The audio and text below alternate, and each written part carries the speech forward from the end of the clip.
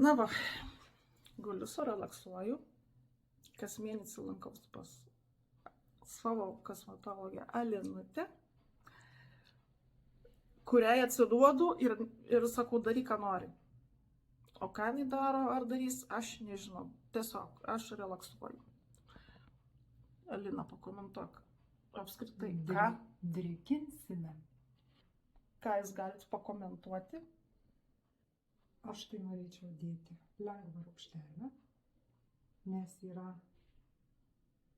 Nuo streso, nervų visom pasitaiko. taip. Nesu aš idealistė, idealaus veido, dėl to ir lankausi kas mėnesį. Veidas idealus, jaunas, gražus ir prižiūrėtas, bet yra nemažos poros.